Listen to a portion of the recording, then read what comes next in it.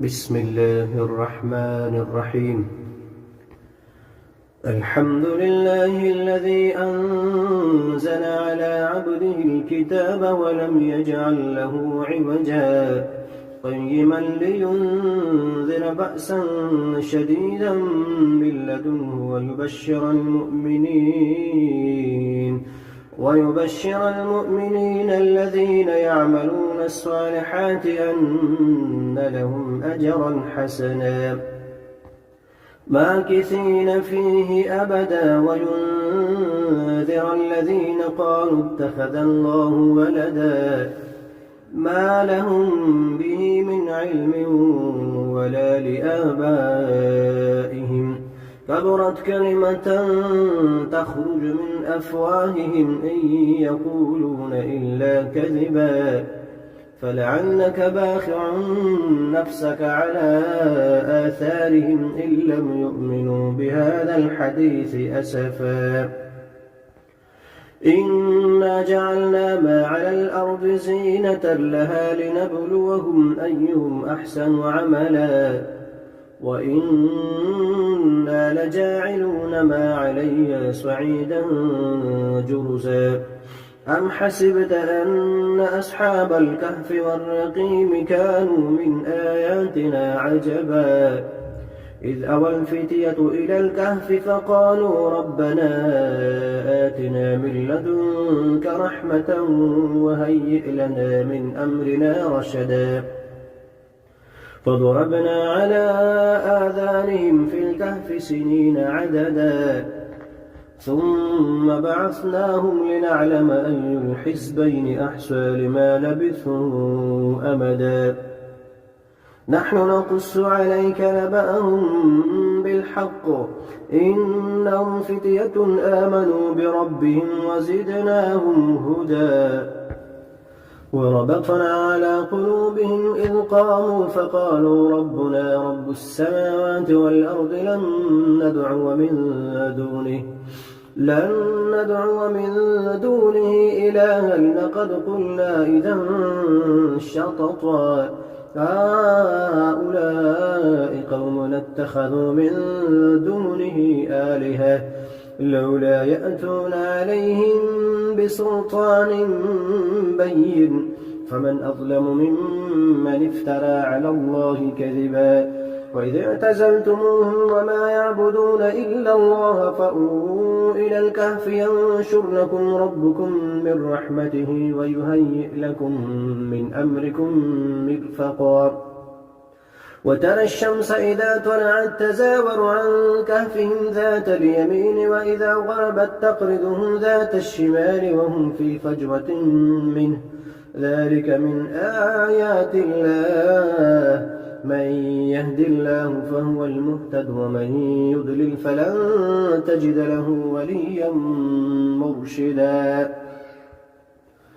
وتحسبهم أيقاظا وهم رقود ونقلبهم ذات اليمين وذات الشمال وكلبهم باسط ذراعيه بالوصيد لو اطلعت عليهم لوليت منهم فرارا ولملئت منهم رعبا وكذلك بعثناهم ليتساءلوا بينهم قال قائل منهم كم لبثتم قالوا لبثنا يوما أو بعض يوم قالوا ربكم أعلم بما لبثتم فابعثوا أحدكم بورقكم هذه إلى المدينة فلينظر أيها أزكى طعاما فليأتكم برزق منه وليتلطف ولا يشعرن بكم أحدا إنهم إن يظهروا عليكم يرجموكم أو يعيدوكم في ملتهم ولن تفلحوا إذا أبدا وكذلك أعثرنا عليهم ليعلموا أن وعد الله حق وأن الساعة لا ريب فيها إذ يتنازعون بينهم أمرهم فقالوا بنوا عليهم بنيانا ربهم أعلم بهم قال الذين غلبوا على أمرهم لنتخذن عليهم مسجدا سيقولون ثلاثة رابعهم كلبهم ويقولون خمسة سادسهم كلبهم رجما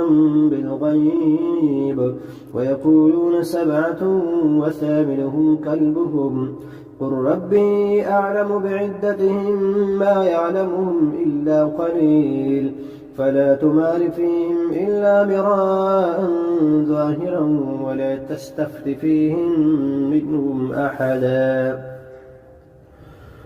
ولا تقولن لشيء إني فاعل ذلك غدا إلا أن يشاء الله واذكر ربك إذا نسيت وقل عسى أن يهديني ربي لأقرب من هذا رشدا ولبثوا في كهفهم 300 سنين وازدادوا 9 قل الله أعلم بما لبثوا له غيب السماوات والأرض أبصر به وأسمع ما لهم من دونه من ولي ولا يشرك في حكمه أحدا واتل ما أوحي إليك من كتاب ربك لا مبدل لكلماته ولن تجد من دونه ملتحدا واصبر نفسك مع الذين يدعون ربهم بالغداة والعشي يريدون وجهه ولا تعد عيناك عنهم تريد زينة الحياة الدنيا ولا تطع من أغفلنا قلبه عن ذكرنا واتبع هواه وكان أمره فرطا وقل الحق من ربكم فمن شاء فليؤمن ومن شاء فليكفر إنا أعتدنا للظالمين نارا أحاط بهم سرادقها وإن يستغيثوا يغاثوا بماء كالمهل يشوي الوجوه بئس الشراب وساءت مرتفقا إن الذين آمنوا وعملوا الصالحات إنا لا نضيع أجر من أحسن عملا أولئك لهم جنات عدن تجري من تحتهم الأنهار يحلون فيها من أسابر من ذهب ويلبسون ثيابا خضرا من سندس واستبرق متكئين فيها على الأرائك نعم الثواب وحسنت مرتفقا واضرب لهم مثلا رجلين جعلنا لأحدهما جنتين من أعناب وحففناهما بنخل وجعلنا بينهما زرعا كلتا الجنتين آتت أكلها ولم تظلم منه شيئا وفجرنا خلالهما نهرا وكان له ثمر فقال لصاحبه وهو يحاوره أنا أكثر منك مالا وأعز نفرا ودخل جنته وهو ظالم لنفسه قال ما أظن أن تبيد هذه أبدا وما أظن الساعة قائمة ولئن رددت إلى ربي لأجدن خيرا منها منقلبا قال له صاحبه وهو يحاوره أكفرت بالذي خلقك من تراب ثم من نطفة ثم سواك رجلا لكن هو الله ربي ولا أشرك بربي أحدا ولولا إذ دخلت جنتك قلت ما شاء الله لا قوة إلا بالله إن ترني أنا أقل منك مالا وولدا فعسى ربي أن يؤتيني خيرا من جنتك ويرسل عليها حسبانا من السماء فتصبح صعيدا زلقا أو يصبح ماؤها غورا فلن تستطيع له طلبا وأحيط بثمره فأصبح يقلب كفيه على ما أنفق فيها وهي خابية على عروشها ويقول يا ليتني لم أشرك بربي أحدا ولم تكن له فئة ينصرونه من دون الله وما كان منتصرا هنالك الولاية لله الحق هو خير ثوابا وخير عقبا واضرب لهم مثل الحياة الدنيا كماء إن أنزلناه من السماء فاختلط به نبات الأرض فأصبح هشيما تذروه الرياح وكان الله على كل شيء مقتدرا المال والبنون زينة الحياة الدنيا والباقيات الصالحات خير عند ربك ثوابا وخير أملا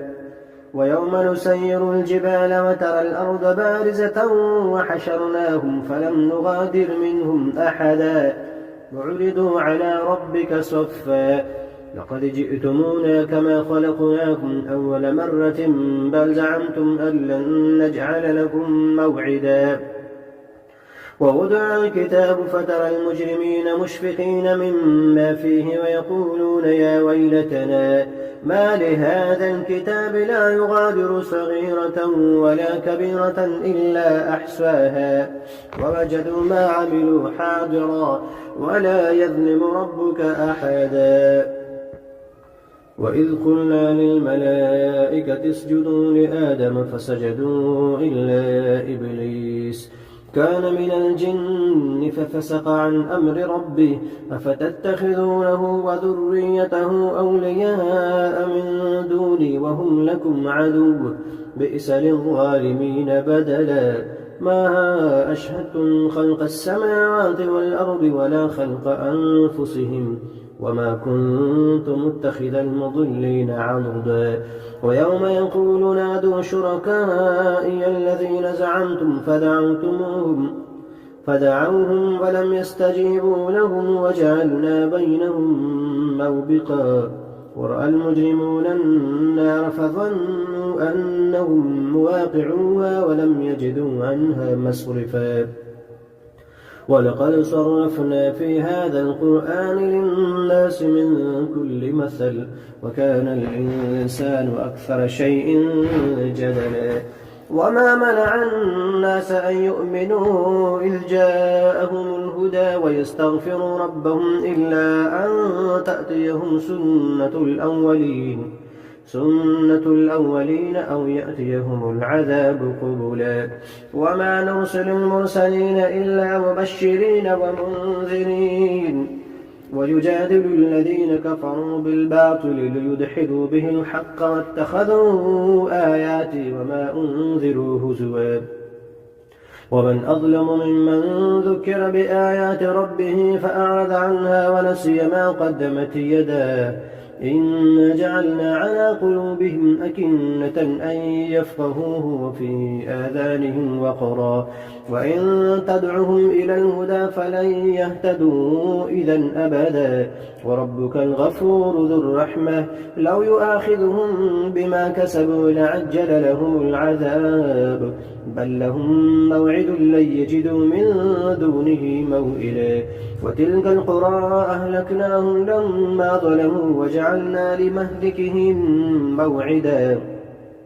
وإذ قال موسى لفتاه لا أبرح حتى أبلغ مجمع البحرين أو أمضي حقبا فلما بلغا مجمع بينهما نسيا حوتهما فاتخذ سبيله في البحر سربا فلما جاوزا قال لفتاه آتنا غداءنا لقد لقينا من سفرنا هذا نصبا قال أرأيت إذ أوينا إلى الصخرة فإني نسيت الحوت وما أنسانيه إلا الشيطان أن أذكره واتخذ سبيله في البحر عجبا قال ذلك ما كنا نبغي فارتد على آثارهما قصصا فوجدا عبدا من عبادنا آتيناه رحمة من عندنا وعلمناه من لدنا علما قال له موسى هل أتبعك على أن تعلمني مما علمت رشدا قال إنك لن تستطيع معي صبرا وكيف تصبر على ما لم تحط به خبرا قال ستجدني إن شاء الله صابرا ولا أعصي لك أمرا قال فإن اتبعتني فلا تسألني عن شيء حتى أحدث لك منه ذكرا فانطلقا حتى إذا ركبا في السفينة خرقها قال أخرقتها لتغرق أهلها لقد جئت شيئا إمرا قال ألم أقل إنك لن تستطيع معي صبرا قال لا تؤاخذني بما نسيت ولا ترهقني من أمري عسرا فانطلقا حتى إذا لقيا غلاما فقتله قال أقتلت نفسا زكية بغير نفس لقد جئت شيئا نكرا قال ألم نقل لك إنك لن تستطيع معي صبرا قال إن سألتك عن شيء بعدها فلا تصاحبني قد بلغت من لدني عذرا فانطلقا حتى إذا أتيا أهل قرية استطعما أهلها فأبوا أن يضيفوهما فوجدا فيها جدارا يريد أن ينقض فأقامه قال لو شئت لاتخذت عليه أجرا قال هذا فراق بيني وبينك سأنبئك بتأويل ما لم تستطع عليه صبرا أما السفينة فكانت لمساكين يعملون في البحر فأردت أن أعيبها وكان وراءهم ملك يأخذ كل سفينة غصبا وأما الغلام فكان أبواه مؤمنين فخشينا أن يرهقهما طغيانا وكفرا فأردنا أن يبدلهما ربهما خيرا منه زكاة وأقرب رحما وأما الجدار فكان لغلامين يتيمين في المدينة وكان تحته كنز لهما وكان أبوهما صالحا فأراد ربك أن يبلغا أشدهما ويستخرجا كنزهما رحمة من ربك وما فعلته عن أمري ذلك تأويل ما لم تستطع عليه صبرا ويسألونك عن ذي القرنين قل سأتلو عليكم منه ذكرا إنا مكنا له في الأرض وآتيناه من كل شيء سببا فأتبع سببا حتى إذا بلغ مغرب الشمس وجدها تغرب في عين حمئة ووجد عندها قوما قلنا يا ذا القرنين إما أن تعذب وإما أن تتخذ فيهم حسنا قال أما من ظلم فسوف نعذبه ثم يرد إلى ربه فيعذبه عذابا نكرا وأما من آمن وعمل صالحا فله جزاء الحسنى وسنقول له من أمرنا يسرا ثم أتبع سببا حتى إذا بلغ مطلع الشمس وجدها تطلع على قوم لم نجعل لهم من دونها سترا كذلك وقد أحطنا بما لديه خبرا ثم أتبع سببا حتى إذا بلغ بين السدين وجد من دونهما قوما لا يكادون يفقهون قولا قالوا يا ذا القرنين إن يأجوج ومأجوج مفسدون في الأرض فهل نجعل لك خرجا على أن تجعل بيننا وبينهم سدا قال ما مكنني فيه ربي خير فأعينوني بقوة أجعل بينكم وبينهم ردما آتوني زبر الحديد حتى إذا ساوى بين الصدفين قال انفخوا حتى إذا جعله نارا قال آتوني أفرغ عليه قطرا فما استطاعوا أن يظهروه وما استطاعوا له نقبا قال هذا رحمة من ربي فإذا جاء وعد ربي جعله دكاء وكان وعد ربي حقا وتركنا بعضهم يومئذ يموج في بعض ونفخ في السور فجمعناهم جمعا وعرضنا جهنم يومئذ للكافرين عرضا الذين كانت أعينهم في غطاء عن ذكري وكانوا لا يستطيعون سمعا أفحسب الذين كفروا أن يتخذوا عبادي من دوني أولياء إنا أعتدنا للكافرين نزلا قل هل ننبئكم بالأخسرين أعمالا الذين ضل سعيهم في الحياة الدنيا وهم يحسبون أنهم يحسنون صنعا أولئك الذين كفروا بآيات ربهم ولقائه فحبطت أعمالهم فلا نقيم لهم يوم القيامة وزنا إن الذين آمنوا ذلك جزاؤهم جهنم بما كفروا واتخذوا آياتي ورسلي هزوا إن الذين آمنوا وعملوا الصالحات كانت لهم جنات الفردوس نزلا خالدين فيها لا يبغون عنها حولا قل لو كان البحر مدادا لكلمات ربي لنفد البحر قبل أن تنفد كلمات ربي ولو جئنا بمثله مددا قل إنما أنا بشر مثلكم يوحى إلي أنما إلهكم إله واحد فمن كان يرجو لقاء ربه فليعمل عملا صالحا ولا يشرك بعبادة ربه أحدا.